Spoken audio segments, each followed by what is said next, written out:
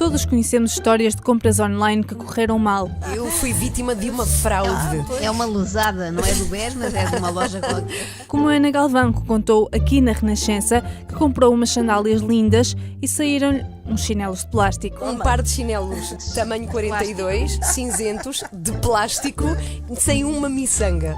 Foi tipo assim o maior balde de água fria de sempre. Mas também sabemos que corremos esse risco quando compramos em lojas online duvidosas do outro lado do mundo. O barato sai caro. Mas esta é a história de 3 pessoas que optaram pela via mais segura e compraram em lojas portuguesas, com preços portugueses, mas acabaram com produtos do AliExpress. Os produtos pareciam interessantes. Pareceu-me bastante fiável. Pareceu um site fidedigno. O choque ainda foi mais tremendo quando eu as vi.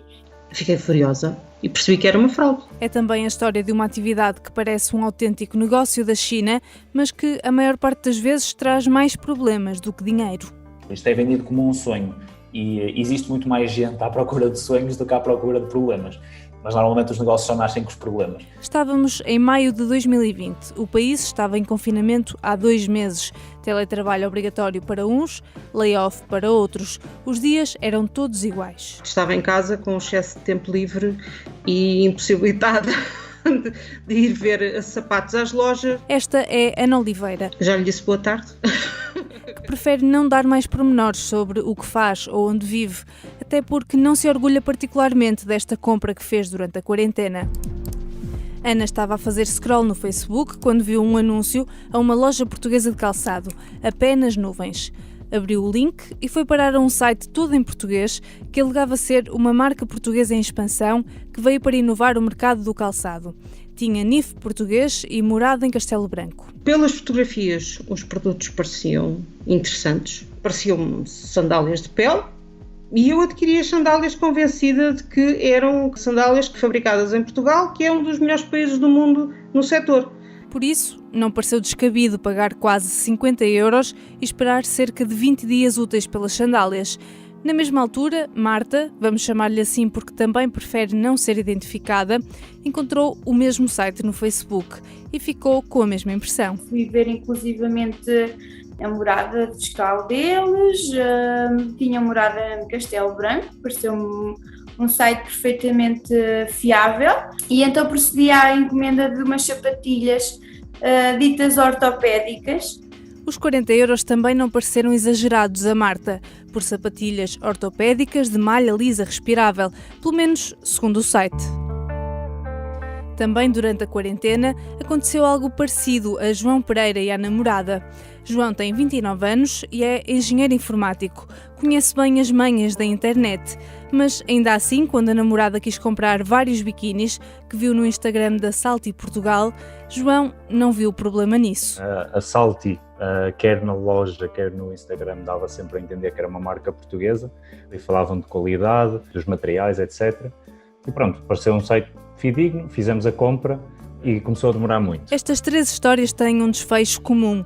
Depois de um longo tempo de espera, bem superior ao já longo prazo que os sites indicavam, os produtos chegaram, mas as expectativas ficaram defraudadas. Marta já estava desconfiada que tinha cometido um erro. Qual foi o meu espanto quando vejo o tracking e a encomenda veio da China? E eu logo a isso fiquei logo desiludida e pensei, pronto, vai-me sair aqui, sair o tiro pela culatra. Mas quando tocaram à porta com a encomenda, a desilusão foi ainda maior. Quando eu abri o pacote vinha como se viessem diretamente da China, simplesmente vinham embrulhadas num saco. Um saco plástico branco com as palavras China Post e um remetente com nome chinês. O choque ainda foi mais tremendo quando eu as vi, ainda foi pior do que aquilo que eu esperava. As sapatilhas eram parecidas com as da fotografia, mas só na forma e na cor. Era um material mesmo de fraca qualidade, longe de ser uns sapatos ortopédicos, como eles descreviam no site. Ana Oliveira teve uma experiência muito parecida. 2 meses depois, as sandálias chegaram no mesmo saco plástico da China Post. Não vi uma caixa, não vi um papel dentro da embalagem, nada. Tinha as sandálias de plástico dentro daquela embalagem tinha o nome da empresa em chinês, que eu não percebo nada daquilo. Não havia qualquer ligação à empresa a quem comprou. Tinha o meu nome e a minha morada, como se aquela encomenda tivesse sido feita diretamente por mim. Resultado: fiquei furiosa e percebi que era uma fraude. os biquínis que João Pereira recebeu em casa também estavam longe de parecer aqueles que a namorada tinha visto no Instagram. E mal a recebi, vi um pacote minúsculo em que trazia vários biquínis, vinham mesmo todos amassados. E eu olhei para o pacote e vinha da China. João diz ter desconfiado logo de que esquema se tratava. Com uma pequena pesquisa conseguiu confirmar. Ok, é uma empresa de dropshipping, de certeza. Já a seguir, o que é o dropshipping e uma conversa com o fundador da Apenas Nuvens para perceber o que correu mal. Que a gente não conseguiu ter braço para prestar um bom serviço. Foram erros mesmo de principiante. Dropshipping é um modelo de negócio mais antigo do que a internet. Nos anos 60 era feito à base de catálogos de papel. Em que consiste? Para perceber melhor, liguei a Luís Diogo Guimarães, fundador do Programa Nacional de E-Commerce. Sim, estás-me a ouvir bem agora? Sim, vamos falar de negócios. Vamos lá. Luís Diogo é arquiteto, mas virou-se para os negócios online. Depois de ter tido uma experiência que correu mal, aprendeu e agora aconselha e gera negócios de outras empresas. O dropshipping, simplificando ao máximo, basicamente nós revendemos produtos de fornecedores. Normalmente esses fornecedores são na China, mas existem fornecedores, inclusive aqui em Portugal e em Espanha e na Europa. Criamos uma marca com uma seleção criteriosa de determinados produtos e vendemos diretamente ao consumidor final. Mas na realidade nós somos só um intermediário, porque o produto nunca nos chega às mãos. Ou seja, após cada venda, o que acontece é que este fornecedor tem acesso às nossas encomendas e envia diretamente para o nosso cliente. À primeira vista parece um modelo genial. Evita os custos de comprar stock, de o armazenar e gerir. Com pouco dinheiro é possível criar uma loja e começar logo a vender produtos. Por isso, o negócio começou a ser visto como uma forma fácil de ganhar dinheiro online. O YouTube está cheio de milionários, especialistas em dropshipping. Cada vez mais eu estou mais próspero, muito mais por conta do dropshipping. Os mesmos milionários fizeram centenas de tutoriais e cursos online sobre como montar um negócio destes. Esse é um vídeo tutorial completo onde eu ensino do absoluto zero a criar uma loja de dropshipping na Shopify e começar 2020 com o pé direito. Há muitas formas de o fazer, mas a maioria dos empreendedores cria uma página em plataformas como a Shopify, uma espécie de WordPress para lojas online. Depois escolhem os produtos e automaticamente puxam-nos do AliExpress e lojas semelhantes para o seu site. Aqui no AliExpress, eu vi esse produto aqui, achei legal, simplesmente clico no botão e ele joga o produto já para minha loja. Escolhem um preço. Eu costumo colocar 300% em cima do valor do produto, dependendo do valor que estão pedindo no mercado. E depois o trabalho está no marketing dos produtos e gestão de encomendas. Parece uma troca comercial normal, comprar mais barato para vender mais caro. Mas no caso do dropshipping há uma diferença. Além da concorrência ser enorme, o mesmo produto está disponível por 1/5 do preço em sites como AliExpress ou a Wish. As lojas muitas vezes concorrem com o próprio fornecedor. Ou seja, se a página for suficientemente transparente, o cliente vai perceber que no site ao lado pode comprar o mesmo produto por um preço muito mais baixo. Ainda assim, faz sentido investir num negócio assim? Fiz esta pergunta ao Luís Diogo Guimarães, que diz que uma loja não se limita a vender coisas. Uma marca tem uma proposta de valor, ou seja, se eu quisesse só comprar aquele objeto, enquanto objeto, eu consigo facilmente encontrar aquele fornecedor e comprá-lo ou no AliExpress ou no Alibaba. Mas se as marcas trabalharem o espírito de comunidade e o produto for só um veículo para que isso aconteça, é legítimo eles imputarem esse valor acrescentado. Luís dá um exemplo extremo. É como, por exemplo, a Tiffany vende um clipe a 1.900€. Não há nenhuma justificação no produto em específico em si, que é um clipe, okay, que basicamente serve para juntar 2 folhas, não há nenhuma objetividade para aquilo valer 2.000€. O que vale 2.000€ é todo a proposta de valor que está intrínseca naquela marca em específico. Ainda assim, não é fácil criar uma Tiffany ou qualquer outra marca que seja uma comunidade exclusiva. Luís Diogo assume que o dropshipping não é o melhor modelo para fazer isto. Aliás, a maior parte das vezes corre mal. O dropshipping tem uma desvantagem clara na minha ótica, que é nós não controlamos a experiência do consumidor. E a verdade é que não só o dropshipping, mas todos os negócios e todos os negócios na esfera digital têm que se preocupar muito com a retenção. ou seja, a capacidade de vender 2 vezes ao mesmo cliente. E essa é a maior dificuldade do dropshipping, que é, normalmente, a venda só acontece uma vez porque a experiência de compra não é agradável. Com tantas fragilidades que resultam muitas vezes em defraudar o consumidor, o dropshipping é uma atividade legal em Portugal? Perguntei ao advogado Martim Bouza Serrano, da CCA Law, que sabe tudo sobre as leis do e-commerce. Estou. Bem, como é que eu posso ajudar? Ele diz que pode ser e também pode não ser. O dropshipping em si não é automaticamente ilegal. Pode haver comportamento de operadores que fazem vendas por dropshipping que não são transparentes e aí sim podem gerar ilegalidades. O advogado Ricardo Henriques, da Abreu Advogados, concorda. Se os termos e condições de que são apresentados no site forem suficientemente claros em relação a todo o processo de compra e venda, em princípio será possível fazê-lo. É possível, mas não é fácil. Para criar uma loja online em Portugal é preciso cumprir uma longa lista de leis. Ricardo Henriques diz quais. Toda a legislação relacionada com a contratação à distância, com o comércio online, a defesa do consumidor, as garantias de venda de bens de consumo, as leis de proteção de dados, as cláusulas contratuais gerais, enfim, as reclamações. Lá se vai a teoria do dinheiro fácil. Será que, ainda assim, o dropshipping compensa em Portugal? Vamos então aos casos concretos. As 2 clientes da Apenas Nuvens com quem falamos, Ana e Marta, conseguiram reaver o dinheiro depois de muitas reclamações. Ou seja, a empresa acabou por cumprir com as obrigações legais, mas não se livra das críticas que inundaram as redes sociais nos últimos meses. Ainda assim, será que consegue sobreviver? Falei com João Mafra, fundador da Dax Commerce, a empresa unipessoal por detrás da Apenas Nuvens. João criou a empresa em Portugal a 21 de março de 2020. Entretanto, abriu site, páginas de Facebook e Instagram, dirigidas tanto ao público português como ao brasileiro. Depois de alguma insistência, aceitou falar comigo ao telefone. Estou sim, Inês? João, olá. Olá, tudo bem? João Mafra tem 24 anos, estudou gestão na Universidade da Beira Interior. Pelo sotaque você pode ver que eu sou brasileiro, mas já moro em Portugal há algum tempo e estudei aí. Depois de uma experiência de 2 anos a trabalhar em e-commerce na Alemanha, decidiu abrir uma empresa em Portugal. A gente é o chamado brand maker, a gente cria a marca, a gente valida a marca e a intenção é amadurecer a marca o bastante para que a gente possa registrá-la no mundo físico, por exemplo. A ideia inicial não era ir buscar produtos lá fora. A gente tentou levantar o interesse de fornecedores portugueses e eu cheguei aí em Famalicão, em distribuição de calçados e senti uma barreira do fornecedor português para esse meio digital. Não sei se foi uma certa desconfiança.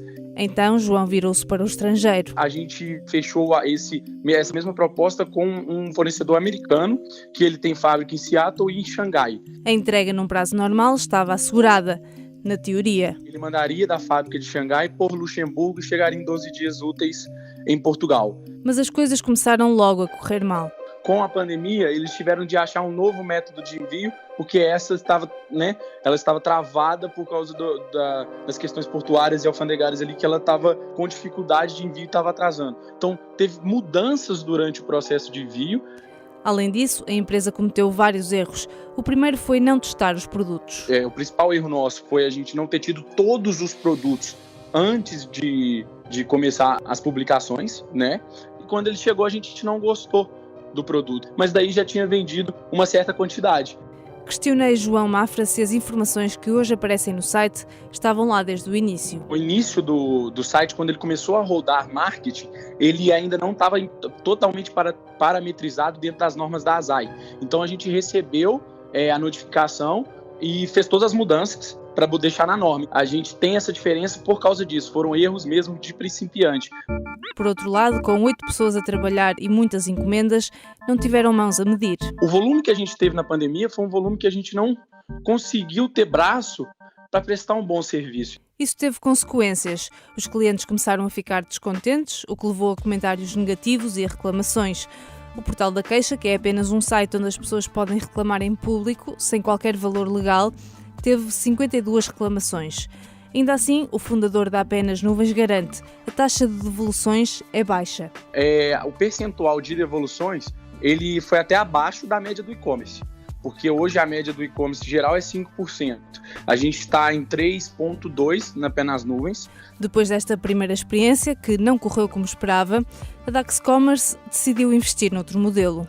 A gente pretende melhorar muito, a gente pretende ser uma empresa com foco no cliente, que foi uma coisa que por falta de mão, né, por falta de braço mesmo, de quantidade de gente, a gente não conseguiu fazer muito bem esse trabalho, e a gente está recebendo mentoria para o projeto do Marketplace que eu estou te falando, que é o principal projeto nosso hoje, e agora a gente quer ir com mais credibilidade, com mais nome e já com a plataforma pronta. João está confiante que desta vez é que é. E eu espero eu ter a oportunidade de fazer uma entrevista, quem sabe daqui a um tempo, mas para falar o quanto que a gente evoluiu enquanto plataforma de e-commerce. Isso sim que eu espero te falar com você novamente.